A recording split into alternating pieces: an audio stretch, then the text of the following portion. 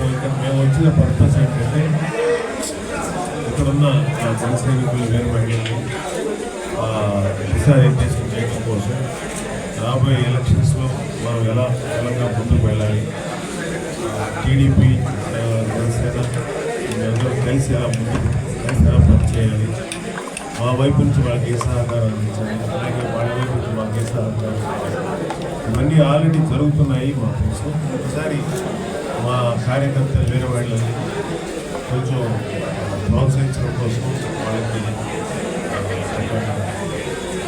Motivation ఇవ్వడం కోసం, అలాగే ఇక్కడ ఉన్నటువంటి సమస్యల మీద చర్చించడం కోసం ప్రస్తుతానికి పర్పస్ అయితే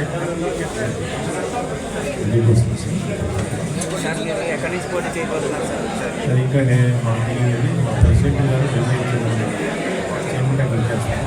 మీరు అనకాపల్లి డెసిషన్ ఏంటంటే తెలియదు మాకు బయట విషయాలు ఉంటుంది. మా ప్రెసిడెంట్ గారు అనౌన్స్ చేసినప్పుడే అందరికీ తెలుస్తుంది. అదేనండి అక్కడ ఏ విషయం అయినా సరే ఆయన అనౌన్స్ నా వైపు మేమందరూ కూడా చాలా డిసిప్లిన్ ఉండేటువంటి జనసేన. సో మాకు వ్యక్తిగత ఉంటుంది కానీ మా నాయకుడు ఏం చెప్తారో దాన్ని ఎలా ఇంప్లిమెంట్ చేయాలో బీజేపీ పొత్తుపై క్లారిటీ ఏమైనా వచ్చింది సార్?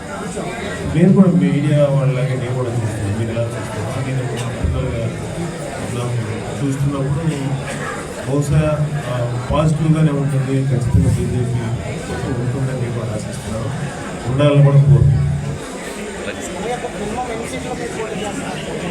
అదంతా అనౌన్స్ చేస్తారు 1 వీక్ ఆల్మోస్ట్ 1 వీక్ సార్. అంటే సడన్గా ఉత్తరాంధ్రలో అనకాపల్లి పార్లమెంటు పరిధిలో మీరు సడన్గా పర్యటన చేస్తుంటే మీరు ఇక్కడ పార్టిసిపేట్ చేస్తారని బలంగా నమ్ముతున్నారు. మొన్న వైజాగ్ తర్వాత చాలా ప్లేసెస్లో చేశారు, శ్రీకాకుళంలో చేశారు, కాకినాడ కాకపోతే అది మీకు సీక్రెట్ ఎంత చోట్ల చేస్తుంది. తర్వాత నెక్స్ట్ రౌండ్ వైజాగ్